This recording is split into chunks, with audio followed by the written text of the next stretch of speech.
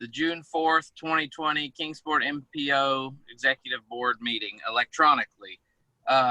Just a reminder, if you are motioning or making a second, just say your name, because I can only see a few people, and that way we can, for the record, identify who's making the motions and the seconds.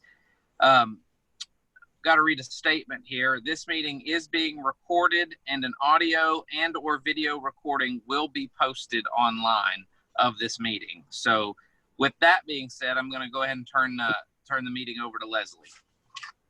Okay. So another announcement we have to make is in light of the COVID-19 pandemic and pursuant to Executive Order 34 in Tennessee and HB 29 in Virginia, a determination has been made by the board that meeting electronically and prohibiting the physical presence of the public at the meeting is necessary to protect public health, safety, and welfare for all concerned. However, we have allowed public live access to this meeting using the Zoom webinar feature. So if anybody's not familiar with that, the people that you're seeing on the screen are the MPO Executive Board voting members, the MPO staff, and then we've got Pam and Sean from Federal Highway, Tennessee with us as panelists. We're missing Josh Russell. We don't have a representative from Hawkins County, but we have the other Executive Board voting members here. Attendees can see us and hear us, but they cannot communicate with the panelists except through the chat box, the Q&A box, or by raising your hand. So there will be 2 opportunities on the agenda for public comments. So whenever James, our chairman, calls for those, if you would just raise your hand and the host can unmute you so you can actually speak to us.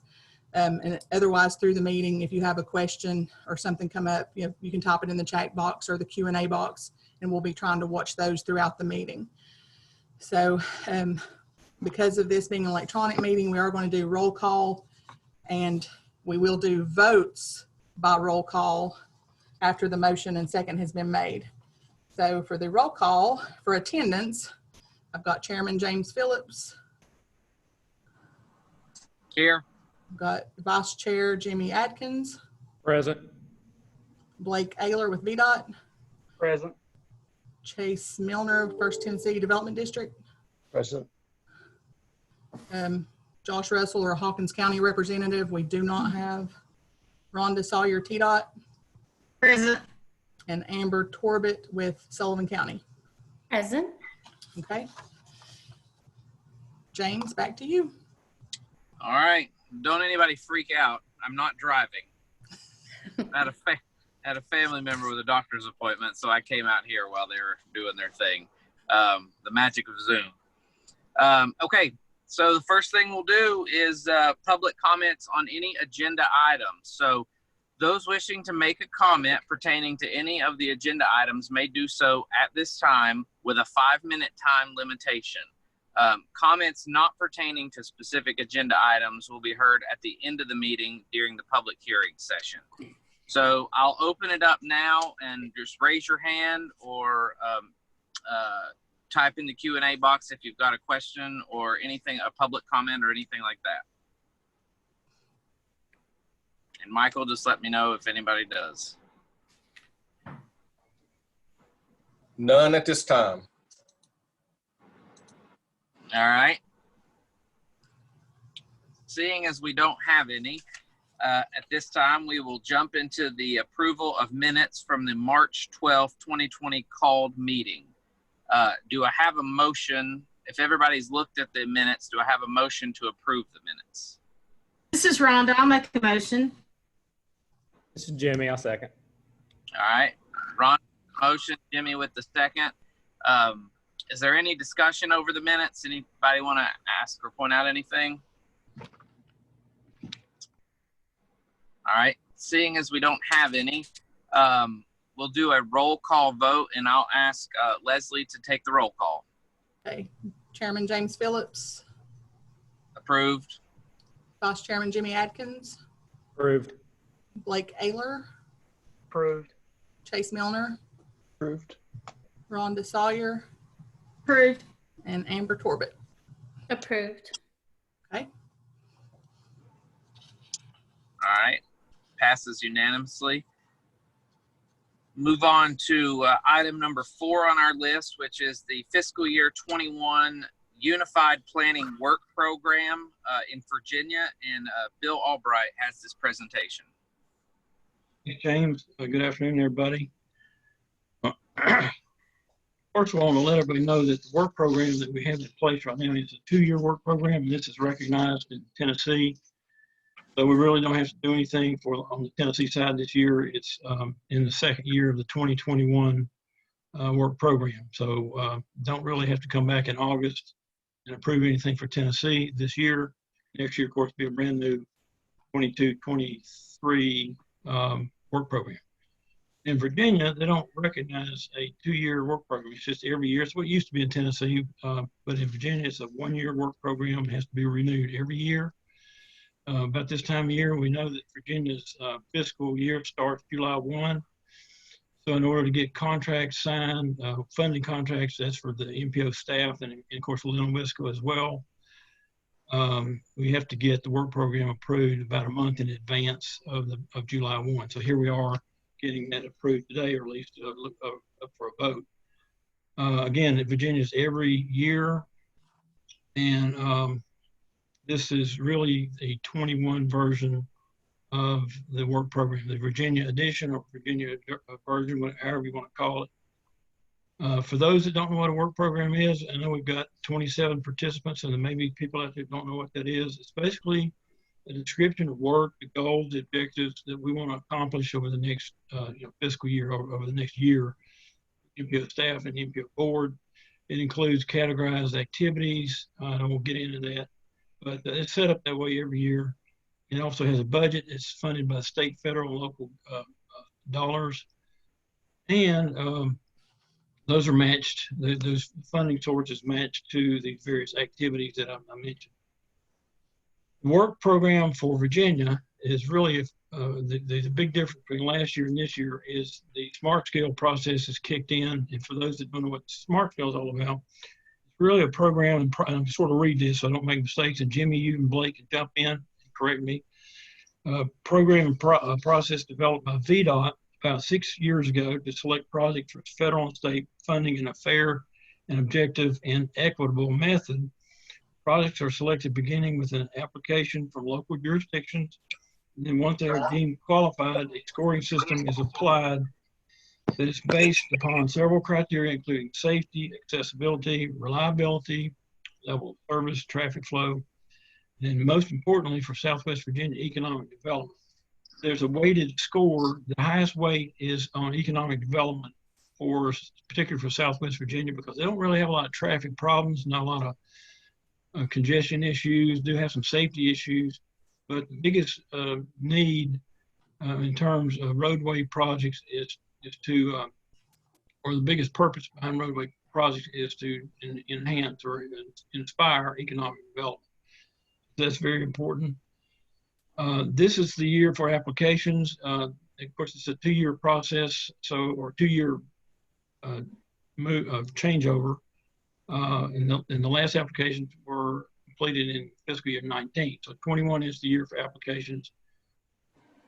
The VDOT folks and the Wisco folks, Bristol District Office guys, Blake, they've already helped your jurisdictions with pre-applications. They'll come back in the fall, I think in August or September, you can correct me, to complete the full applications for projects.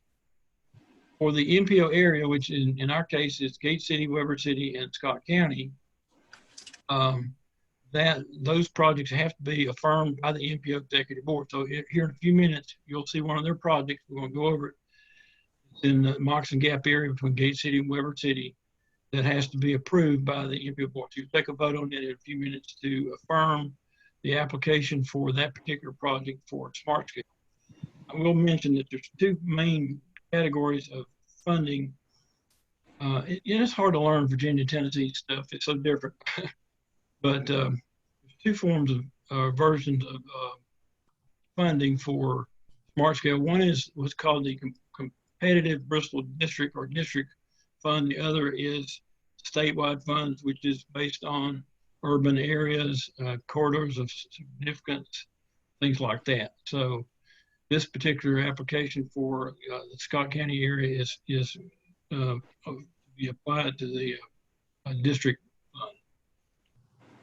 Always hard to explain that, but anyway, Marshfield is a good program, and it's being carried out this year. The application process is this year. Second primary activity for the work program for next year that we're all involved in, not just Virginia, is the development of the new long-range transportation plan, Horizon Year 2045. And as everybody knows, the long-range plan is really the centerpiece of the MPO work. It's kind of the engine that drives everything else. I mean, the tip, the administrative, everything we do, kind of it works its way back to the long-range plan. Very important product, and it's updated every 5 years.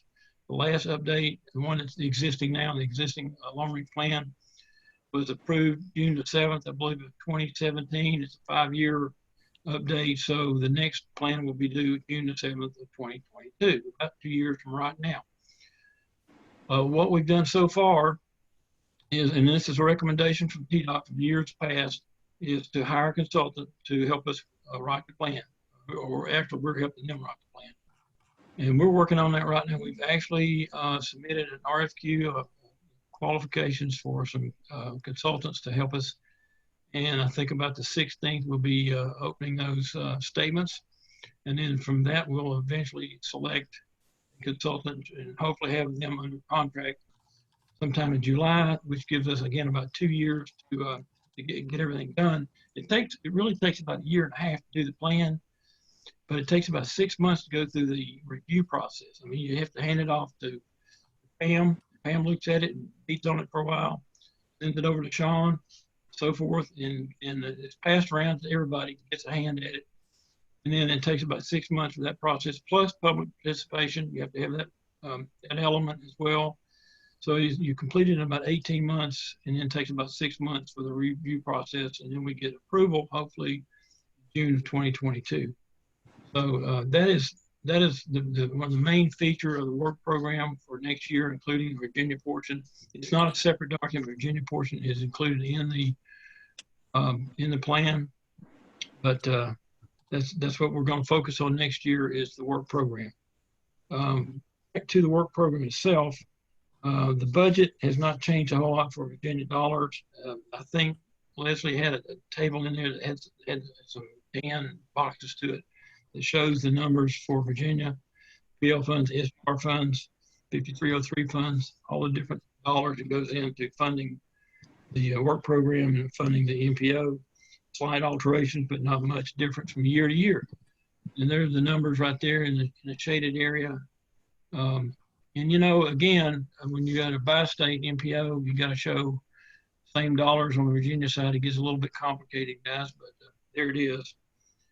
So that's kind of where we are on the work program for next year. Any other questions or any comments at this point? Bill, I know by beating on your plan, you mean providing very appropriate and meaningful critical commentary, right? That's what beating means. Okay. Just want to make sure. We'll take the beating as long as we get the money. That's all we are. No, not kidding. Just kidding. Yeah, the federal ATM machine, right? But you guys really help us a lot. You got us in the right direction. And the plan turned out always really good shape. So appreciate you. Really do. Any other questions or comments on the long range plan? We kind of covered 2 topics here. We covered the work program and the long range plan, which again starts in July. So I guess it worked out.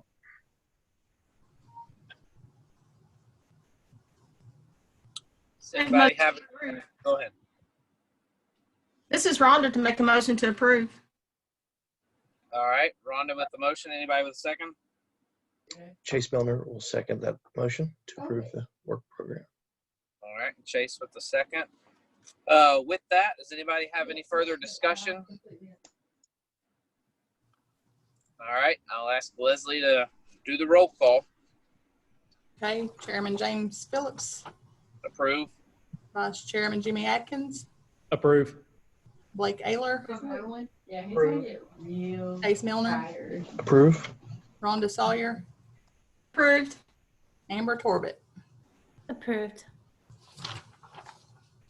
Okay. Unanimously approved. We'll move on to item number 5, the Virginia Smart Scale Project Resolution of Support, and Bill Albright has this presentation as well.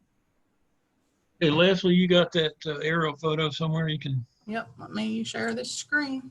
This is the smart scale project we were talking about. It's at Moxie Gap, for those that know where Moxie Gap is in Virginia. It's kind of on the city limits of Weber City and Gate City, in a very congested area. It's kind of a conduit of traffic from basically all of Southwest Virginia and this part of Southwest Virginia into Kingsport, into the job and the employment center of the area. And the project is located at the intersection of US 23 with 58 421. You got 4 major highways that come together: US 58, US 421, State Route 224, which is, we know it as Waterloo Gap Road, and US 23. It deals primarily with access to and from a gas station, which has caused traffic movement issues and constant safety problems. Currently, traffic has been able to exit the gas station, cross the northbound lanes to access a median, and then continue southbound, cutting into and conflicting with dual left turn traffic that is transitioning onto 58 421 and eventually to 224. Hope that makes sense from what you're looking at on the screen. Project will eliminate crossover to the southbound lanes. You kind of see where it exists now, but will retain and make safer the left turn movement into the gas station. So we'll continue to be able to access the gas station from southbound and northbound, but you can't exit. You can't exit to go southbound. You can exit to go back to Gate City. And at the same time, it will also allow a U-turn, and they call it a loon. I'm not referring to Jimmy. It's called a loon to enter the northbound lanes towards Gate City. It's that little semicircle there, so you can actually make a U-turn and go back to Gate City if you want to. So you can enter the gas station from that direction from southbound. Of course, you can enter from northbound easily. You can't exit. You cannot exit. So that makes it safer. It doesn't conflict with traffic. And also relocating the median will add a space to, or add space to the dual left turn lanes, probably another couple of cars, and add space to the left turn lanes onto State Route 58 421 and State Route 2. That's the best I can do in describing it. Anybody else want to add in, they can. It's been a problem for a long time. They're going to fix that. So.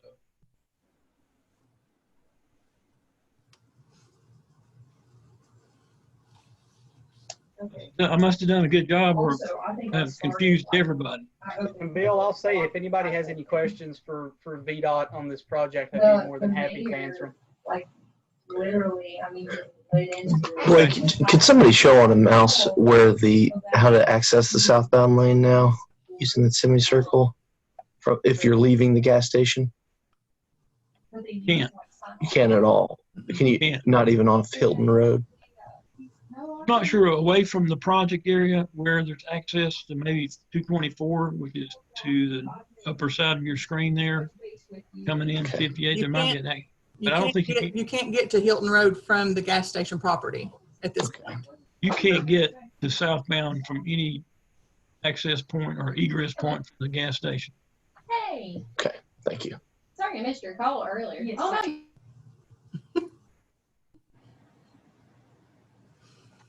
Mr. Chairman, I'd love to make a motion to approve the resolution support for the Virginia Smart Scale Project as presented. This is Jimmy.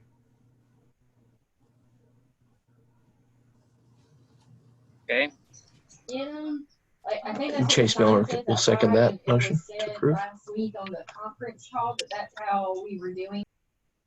All right, we've got a motion and a second.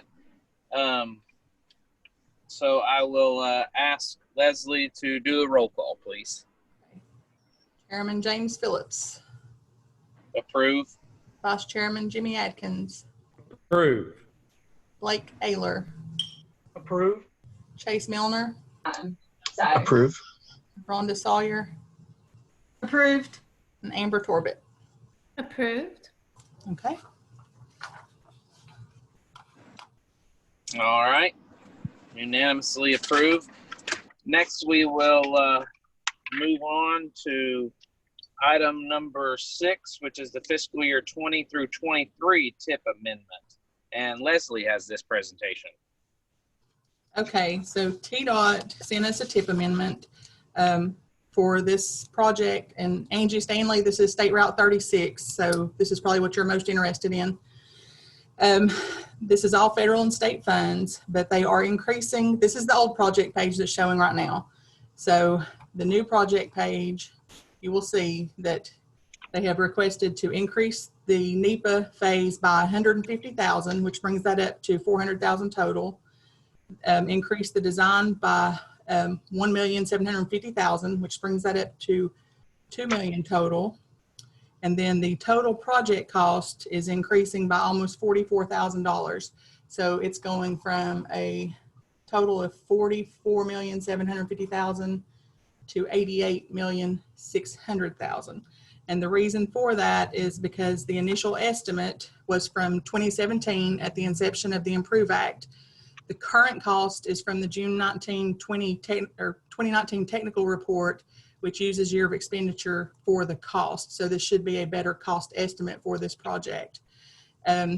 This will require an update to our long-range plan, but long-range plan updates require 30-day public review. So we'll have to do that at the next meeting, which right now is scheduled for August. So we would have public review starting first week or so of July.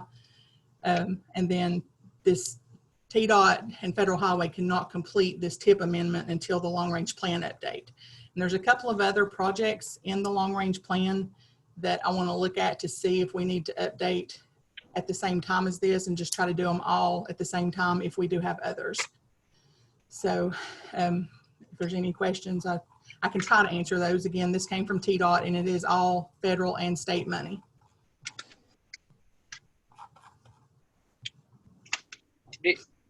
Leslie, I may have muted myself there. Do you know, so they amended this, but when is this project supposed to start? The environmental and the design phase are both programmed for fiscal year 21. So that's the first 2 steps in the project. Let me share that screen again. I took it off so I could see you. Let's see. So if you see right here, fiscal year 21 is for the NEPA or environmental phase, and then fiscal year 21 for design. So after that, you would have right-of-way. And with this project, I imagine right-of-way would be pretty significant, and then construction. So, I mean, we're still looking at several years. Yeah, so I'm just curious, will this be the only time we see this come back for Oh, no, an this amendment? is, no, it may come back. I mean, because right now, the only thing that's programmed in the current TIP, which the current TIP is fiscal year 20 through 23. So these 2 phases are programmed for fiscal year 21. Now, if they get to the right-of-way phase, you know, during this TIP, then we would have to go back and add it in. Or if something happens and these numbers increase, it depends on how much they increase, because if it's just a small increase, then we would just do a modification. So that doesn't require board approval. But this was such a large increase, it was over the threshold. So that's why it's an amendment and it requires board approval. Yeah, it's got to be hard to, I mean, costs change dramatically so much in 4-year periods. It's hard to hit that. Okay. There's an inflation factor somewhere, but you have to go back and find out who ran the numbers.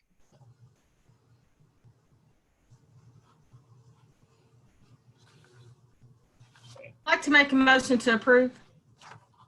This is Rhonda.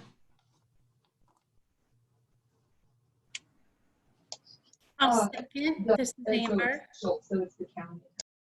Okay. Motion by Rhonda, second by Amber. So with that, is there any other discussion? believe, Mr. Chairman, I was going to say Troy raised his hand there. Go ahead, Troy. Go ahead. you were talking about kind of the timeline and a few things on this, Mr. Chairman. One thing I wanted to add for you was once we get through the initial design process, there will be meetings. They'll have, our right-of-way division will come out. They'll have meetings specific with everyone along I-30 or I-20 or on not I, but State Route 36, and we will also have a public hearing that'll involve that project as well. So you definitely hear more about it before we get moving too much further. Okay. All right. Anybody else? Okay. I'll ask Leslie to call the roll. Chairman James Phillips, Approve. Vice Chairman Jimmy Atkins, Approve. Blake Ayler, Approve. Chase Milner, Approved. Rhonda Sawyer, Approved. and Amber Corbett. Approved. Okay. All right. Next, we have item number 7, which is the amendment to our bylaws, and Leslie has this presentation as well. Okay, so our current bylaws require us to present a change at one meeting and vote on it at the next. So really, I just wanted to run through these changes. Board members, please review these and provide any feedback, hopefully prior to the next meeting. So if I need to make any changes, I can do that and bring that copy, and we can go over that. But basically, our current bylaws do not allow for electronic meetings, which became an issue when the state of Tennessee allowed electronic meetings through Executive Order 16 and then extended it in Executive Order 34. But Virginia was still not allowing those electronic meetings. They have now addressed it and they're allowing it, which is allowing us to have the meeting today. The biggest change in the bylaws is that I added this paragraph saying virtual electronic telephonic meetings will be allowed if it is impracticable or unsafe for the public body or executive board to assemble in a single location, and the purpose of the meeting is to conduct business statutorily required or necessary to continue MTPO operations. For meetings conducted in this manner, it is understood a quorum will not be physically gathered in one location. The executive board must make reasonable efforts to ensure public access to the meeting via electronic means as live access. If live public access cannot be provided, despite reasonable efforts, the executive board must make a clear audio or video recording of the meeting available to the public as soon as practicable following the meeting. The fact the meeting was held by electronic communication means, the reason the meeting was held by electronic communication means, and the type of electronic communication means by which the meeting was held shall be stated in the meeting minutes. So basically, I took Tennessee's executive order and Virginia's HB 29 and combined it for this paragraph. Now, I did not specify a state or national emergency in case other circumstances come up, or maybe the states put in there that they'll allow, in their Open Meetings Act, that they will allow these electronic meetings in the future. But obviously, we will follow state laws for open meetings. I expect we would probably follow the city of Kingsport's lead. If something happens and the BMA is allowed to have electronic meetings, then that may be a lead that we could follow. It's not just something we would do just because. Bristol has decided to delay updating their bylaws, but last week MPO staff talked to TDOT and they suggested us going ahead with updating ours. TDOT's our lead agency, and unlike Bristol, we have a quorum with only Tennessee executive board members. So if we had business that needed to be conducted, then we could possibly do that, under Tennessee, even if Virginia wasn't on the same page. So this wording is the same for the TCC and the executive board. So the technical coordinating committee and executive board have the exact same paragraph in there. The other changes is under the membership for Hawkins County. Hawkins County, Churchill, and Mount Carmel, they send one voting member for each meeting. So in the previous bylaws, it said that one would be appointed for a 4-year term. Well, they've not been real consistent. Sometimes it's Mount Carmel, sometimes it's Churchill. I've been here less than 3 years, and it's kind of been a mix. So I just took that out and said that these 3 agencies send 1 voting member to represent all 3 jurisdictions. So if 2 or 3 of them show up, they're going to have to decide who's the voting member for that meeting. The other change is to amend the bylaws. I put that they could be amended by affirmative vote of a quorum at any executive board meeting. So it wouldn't take 2 meetings to update them. And also another minor change is I updated some of the titles, because in the previous bylaws it had like the transportation planning manager and the MPO coordinator listed as separate people, but now it's one and the same. So I cleaned them up a little bit that way. But there's no vote required today. TDOT did mention when we talked to them last week, they suggested maybe our MPO board sending a letter to the commissioner at TDOT, asking them kind of to try to work with Virginia to try to get on the same page. So that may be something that we bring to the next meeting when we approve these bylaws as well. Leslie, it's Blake. I can jump in on the VDOT portion for just a second, if that's okay. If now's good. So it's not that VDOT's saying that, no, you should not modify your bylaws. And I do understand Tennessee's the lead agency. However, we have to be very careful as to what we're doing. And I know you've explained it, but as I was talking to Bill earlier, outside of the executive order from the governors, when those end, electronic meetings are not allowed. Now, it's okay to have it in your bylaws to grant you the ability to do that if there is either A, another executive order in both states, or B, they amend their open meetings law in order to allow virtual public meetings. Now, today that's not happened, and I know there's conversations happening in Nashville to allow that in the state of Tennessee, but these are preliminary conversations from what I'm being told. Virginia, as I told Bill earlier, I can't tell you one way or another if those conversations are being had, but we have been advised to tell all of our counterparts to reach out to their legislators, whether it be Virginia or Tennessee, and to ask for something to happen with virtual public meetings in case of something like COVID-19 happens in the future. But I just want to be careful as we look and we modify these bylaws that I guess that once they're modified, we just have to ensure in the future that we're following the protocol, because we don't care a bit to work with Tennessee to make sure we're, quote, on the same page. However, unless state law is changed, we won't be on the same page. And I don't know as to, and this will take conversations with your council in Kingsport as far as within Virginia. I do not think you'll be able to pass Virginia items if Virginia law does not allow virtual public meetings, but Tennessee does. Well, I think that's something that we would have to look at. I wanted to go ahead and get it in the bylaws. And like I said, we would definitely follow the Open Meetings Act, especially for Tennessee. But also, as I mentioned, we have a quorum with just Tennessee members. So if we have a Tennessee item that comes up and meetings are allowed in Tennessee, I didn't want us to be held up again like we were this last time.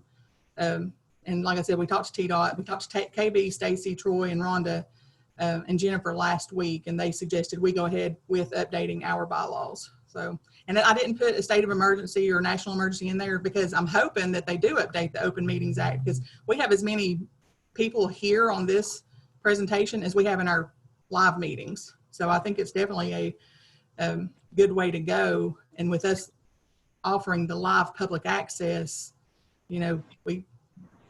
that's another thing that I think is a positive. I'll try to get you an update from Virginia's side. The conversation that I had with you all and with Bristol, I'm going to pass that information along to TMPD at Central Office VDOT and see if there's been conversations at the legislative level about modifying the open meetings law within Virginia. And that way I can get a better feel, because I do hear from numerous people in Tennessee that it is extremely likely that Tennessee will amend their law, and that it's just, quote, a matter of time. So I want to see, and I can't give you the level of comfort in Virginia as to whether that happens or not. I hope it does in both states, because this is a fantastic thing, and I know and it's Virginia's fault, by all means, that we drug our feet a little bit on this, but in the end, the governor just had not allowed virtual public meetings, and unfortunately we couldn't do them. So it kind of went as quick as it could. But hopefully we'll get some sort of concurrence from Virginia to see what they're thinking. Got a question. You hear me, Lisa? Yeah. We voted, we approved, your board approved 2 Virginia items today. With what we just discussed, could that be challenged in Virginia? No, because they're allowing them right now. So this meeting is allowed under both states right now. Right. Just want to make sure. And Pam or Sean, I know Federal Highway really said bylaws are a local process, but do you have anything to weigh in on? This is Pam. Yes. So we're in interesting times, right? And I know with FHWA, we have provided guidance and feedback, and I'm going to ask Sean to jump in if I misspeak here or leave something out. Excuse me. We provided guidance and feedback on hosting virtual meetings. We have not provided guidance on virtual hearings, and that is we're continuing to look at that, and for for NEPA and some of the other project requirements and planning requirements that require hearings, that is not the same as a virtual public meeting. So, we're even trying to understand how to provide MPOs across the country, because what we do will apply to Rhode Island to California, as I mentioned at the last board meeting. So we have to be thoughtful about what kind of feedback we're providing and what kind of guidance we're providing to MPOs. But yes, bylaws are a local thing. I'm very happy to see that Virginia was able to change their laws in an uncertain time to allow the people's business to move forward. But it's up to Virginia to decide how they want to change that or not change that. And the same thing with Tennessee. So ideally, it will, for location of a bi-state MPO like y'all and Bristol, it would be the same. And that way, there's not an issue of passing business, but maybe the experiences here are going to be able to feed that conversation and inform the folks at our capitals on how we want to do this moving forward.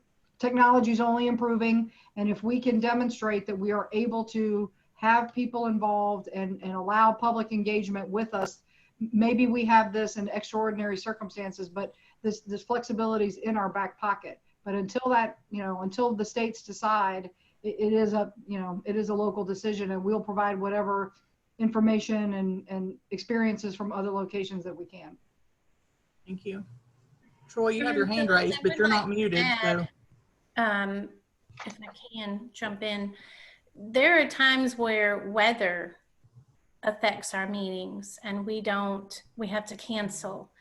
I've missed a few meetings because of snow, because I'm a chicken, and I only have to drive 30 miles. But, in cases like that, I could have participated if we had a virtual meeting. And so maybe I'm a big fan of public input and for public hearings and projects and grassroots, getting folks involved in projects. But to vote on policies and planning documents, maybe it's a kind of a mix of both virtual and public involvement. And I think we're doing a good job. But I would hope that we could keep this tool available to us in times of bad weather or just travel. Think of how many TDOT and VDOT folks can participate and FWHA participate, and it's not costing taxpayers any money other than your normal salary, as far as travel costs. So I know at the local level, it's nice not having a big travel expense. So it costs time and money to get to meetings. So for us, it's a little bit more efficient. Troy, did you have a comment? You had your hand raised. Thanks, Michael. Yeah, TCA 844-108 has already basically addressed this for the state of Tennessee as far as us being able to have a virtual, having digital meetings. And then 109 is the other section of that. So we need to reference that when we're looking at them. But before we write a letter to our governor specifically saying we need to have this, they've already put that in place for us on the Tennessee side. So I don't know what Virginia side or what they have to do on their portion, but That's why we have to take a roll call vote, because we're referencing this particular, this section. And it talks about the members, you know, if they're not physically present, all meetings shall be provided. It talks about everything we have to do to have a digital meeting. And that was a 2015 law that was passed. It's already been codified. So 844, 108, 109 if you all need it. I think virtual meetings for the staff and for board, people like that, not going to be a problem. You're probably going to be because there's going to be times when I think the public's going to want to be there in face to face, and that's where you have some issues. Sure. And that section talks about, you know, how we have to make sure that we don't circumvent the intent of having open and public meetings or public hearings. We need to still make sure that we're doing everything we can in that. And I'll put that in the chat box for you guys.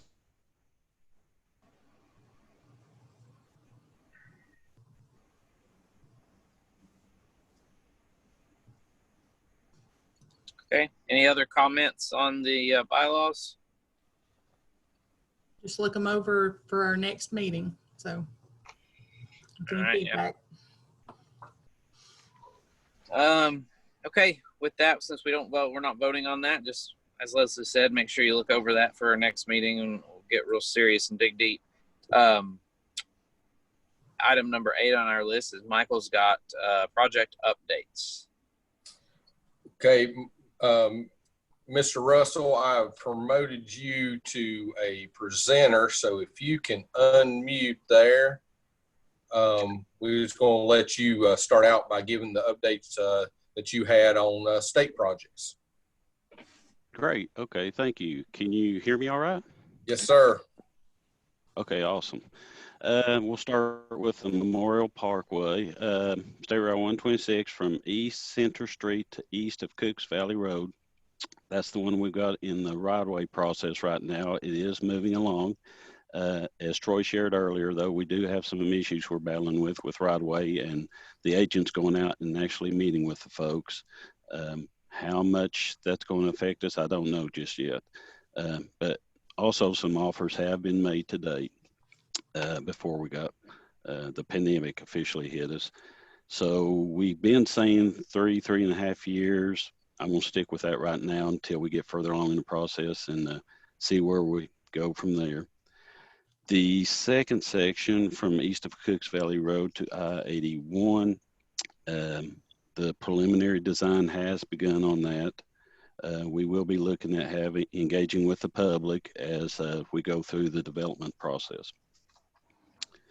And I believe the State Route 36 has already been mentioned.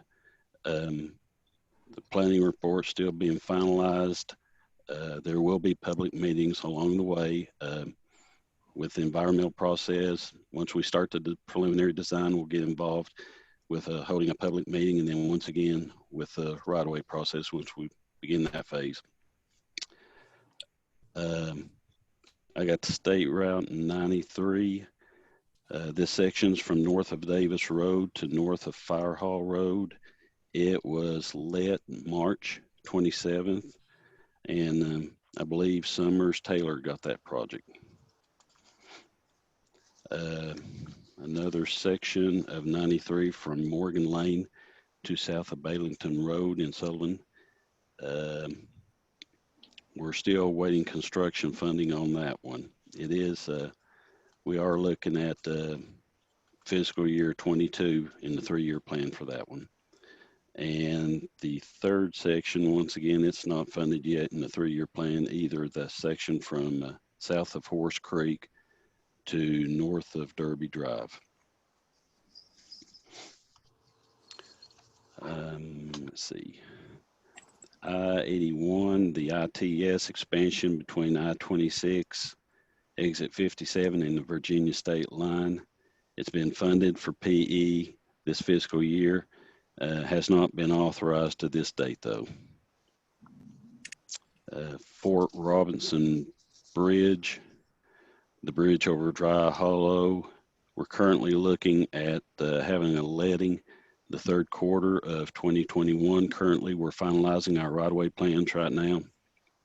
And I believe I mentioned this at the last meeting. TDOT did make the decision to move forward with a span bridge structures in Nashville. The State Route 36 intersection at State Route 126 and State Route 36, we're hopeful that we'll be able to let that in the third quarter of this year. The plans are ready. We're just waiting for finish up some utility coordination and the right-of-way acquisition for that project. It looks like there's been some work out there. And, what are they doing right now? it must be utility work. If I could interject, that was Atmos Gas Company and Kingsport Water Line Utilities relocating out of the way of a PED pole that's designed to go in that median island. Oh, okay. Thank you, Mike. Yeah. Next one I have down here, and Mike, I may have to defer on you for this one. State Route 347, the Rock Springs Road. I know there's been a lot of coordination with the City of Kingsport and our STID office in Nashville. And Mike, just correct me if I say something incorrect, but the last I've heard that Kingsport supports the removal of a 2-foot shoulder on the project, consideration being given to removing curb and gutter for the majority of the south side, and instead place a 2-foot paved shoulder and a 1-foot grass shoulder. The concern with STID on this, it won't meet the design standards. Currently, they're calling for an 8-foot shoulder, and that could reclassify it. So I believe Mike Gilbert was going to get with his director, Steve Allen, and they were going to speak with the design director and figure out the appropriate route to go there. Is that close to being correct, Mike? Yes, and they've had that conversation with Region 1 Design, and they've come back and said they would like to keep the curb and gutter on the south side, and the city has responded that we understand. So it'll be curb and gutter, no shoulders, both sides of the road. And our Board of Mayor and Aldermen this week approved the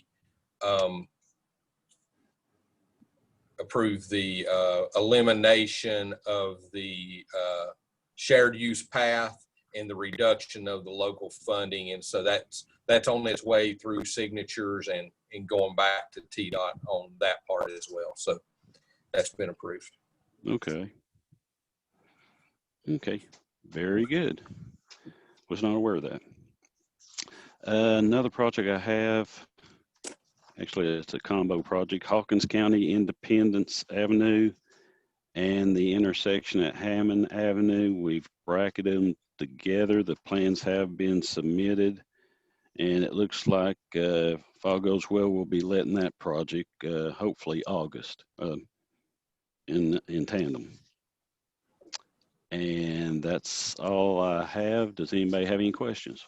Hey, Mike, I got one question, kind of a numb question. When you say third quarter of a project, a couple projects back, TDOT's on the October 1 fiscal year. So when you say third quarter, what months of the year is that? Typically, when I say that, I'm looking at July, August, or September. So it would probably be the very last quarter if you're looking at the federal calendar. So we would be getting it in right before that October starts. That makes sense? So it's a calendar year, third quarter. Calendar year, third quarter. Yeah. Okay. Correct. Yes. Thank you for the clarity. There you go. I'm with you. And Mike Russell, there is a question in the question and answer box. Is there a start date for phase 2 of Memorial Boulevard? A start date as in letting it to construction? No, not that I'm aware of. You said preliminary design. It's not in the 3-year plan yet for even, the preliminary design has begun, but there's been no funding yet for the right of way. It's not in the 3-year plan to date. typically, when we know it's going to take, we're just getting started off on design for a project of this size, and we know it's going to take over a year, if you will. They probably won't put that in the 3-year plan until they know it's going to actually start that next fiscal year.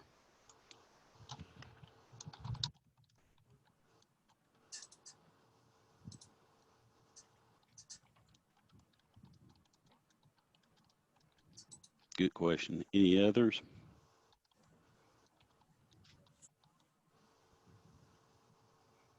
Okay. Anybody? I guess that's all.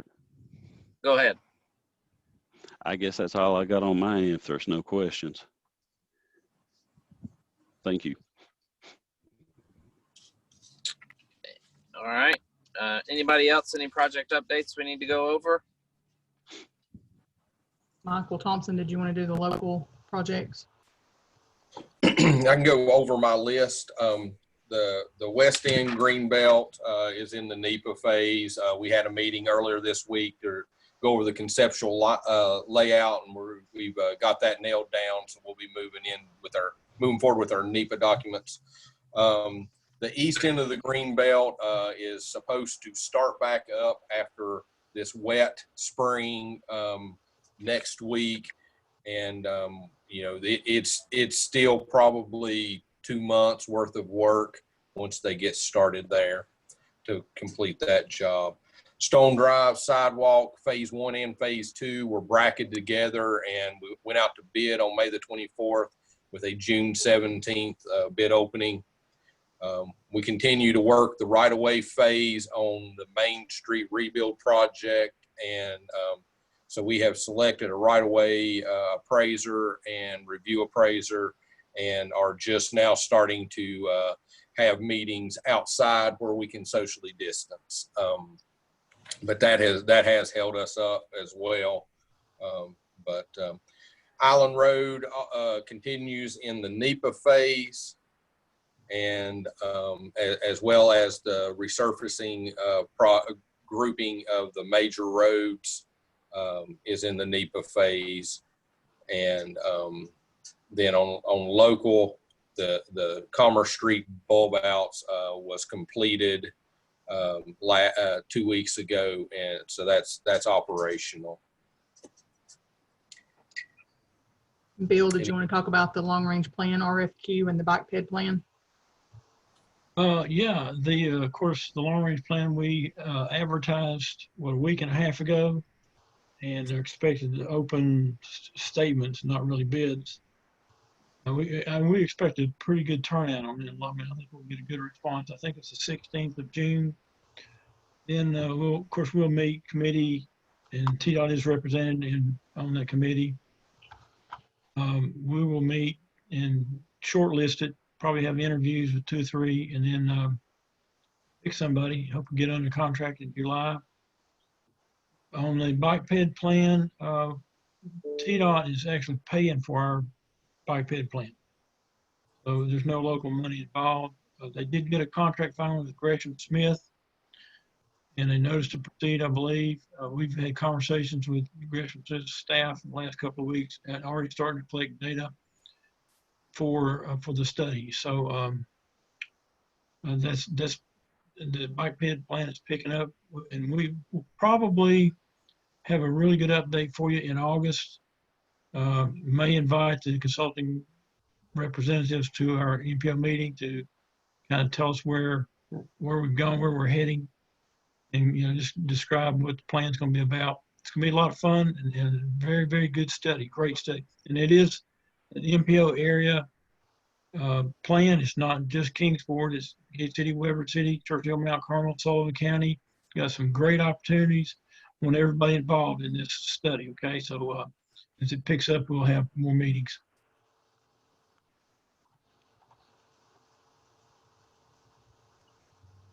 Rhonda, did you have anything, the survey or the I-26 stuff?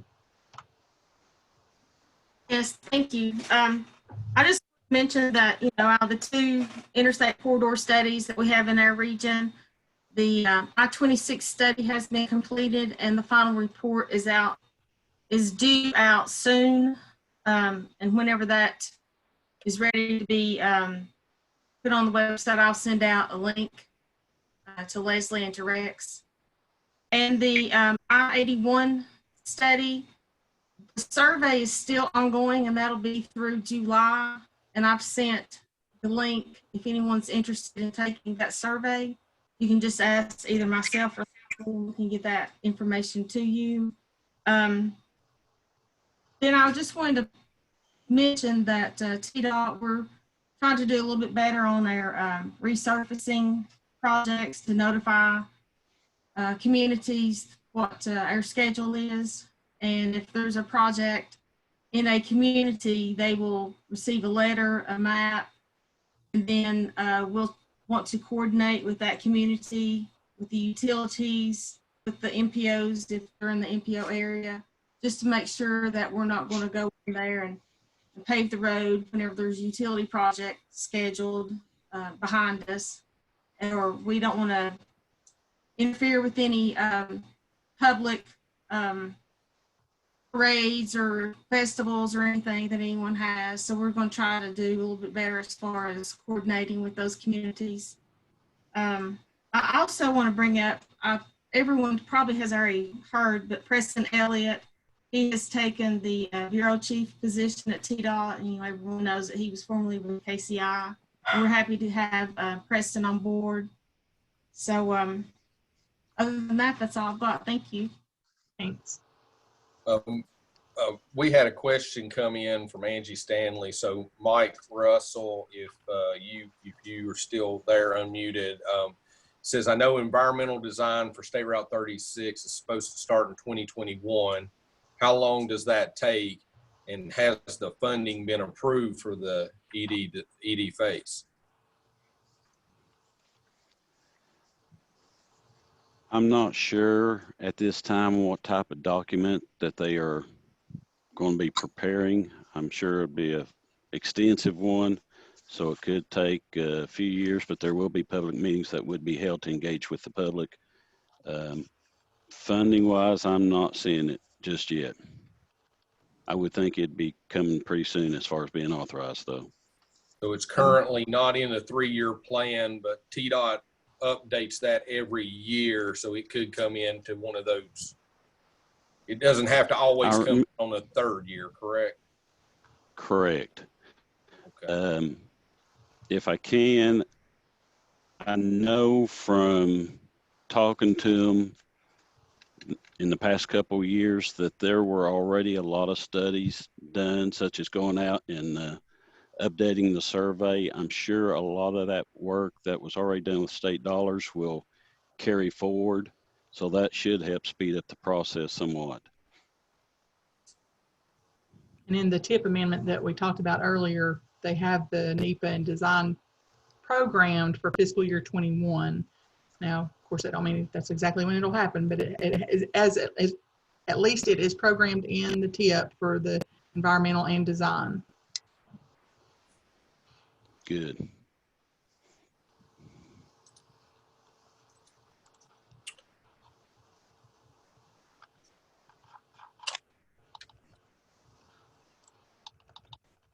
All right. Anybody else with any other updates? I'm glad Sean and Pam were able to join us.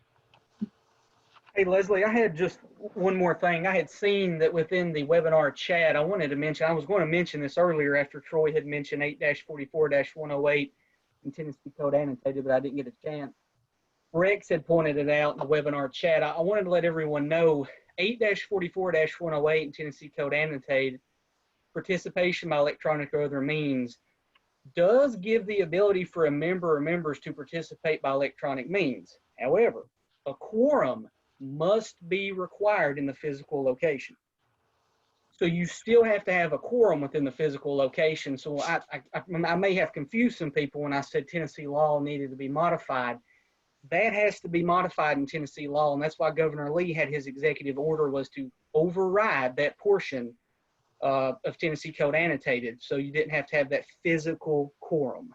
So that's the part I was talking about, and it's very similar in Virginia, worded that way. So I apologize if I had any confusion in what I was saying, but that's the portion I was talking about. No, I think it's new territory and a lot of confusion for everybody, especially being by state. Mr. Chair, members of the board, I appreciate the invitation to come and visit with y'all. And by invitation, I think, Sean, I invited myself, if I'm not mistaken. And I thank you, Leslie, for making sure that I had all the information that I needed for the meeting. It's good to see y'all. I had made a personal commitment this year, ironically, like many things in 2020, to come and visit with y'all in person. Not exactly what I had in mind, but to be able to see y'all and interact with you, that's what matters. So one, I wanted to congratulate you and working closely with your Virginia partners to make sure that we're able to do this. And as I mentioned before, conducting the people's business in the best way that we can. And we're, very happy to see that your perseverance came through and we were able to work this out. And so we're always happy to be here and answer your questions and participate.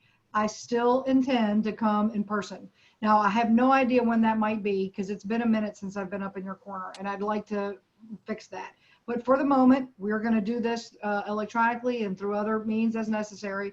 So I don't know if it's a threat or a promise to come and see y'all in person, but we will do that. The other thing I wanted to say is y'all are engaging in your long-range planning process. As always, we stand ready to assist you in any way that we can, and we look forward to seeing how that evolves and that develops. But thank you for your work in this area and keeping us on track. Thank you. Thank you. Okay, with that, if nobody has anything else, we will open it up for public comments. So members of the public may address the executive board with issues related to the region's transportation system. There is a 5 limit time limit per individual and or topic.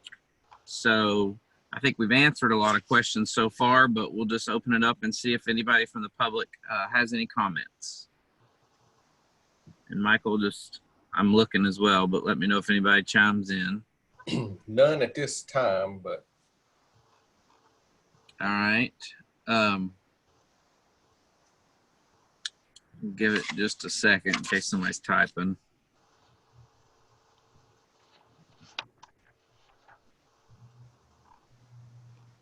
All right. Seeing as I don't see any that have come through, we will, because of how we're doing things here virtually, we will have to have a motion to adjourn the meeting and a second. So I will entertain a motion to adjourn today's meeting.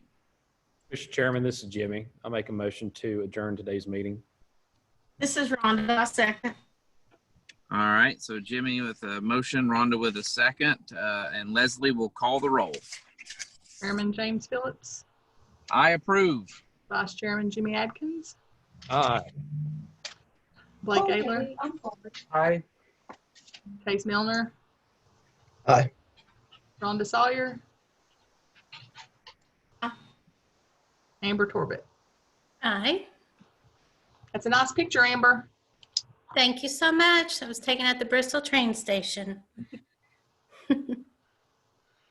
Well, with that, the meeting is adjourned. Thanks everybody for coming, and thanks for bearing with my backseat car seat video here. But thanks everybody to today's meeting and participating virtually, and we hope to see everybody live at the next meeting. And that'll do it. Chase is at the beach. See y'all.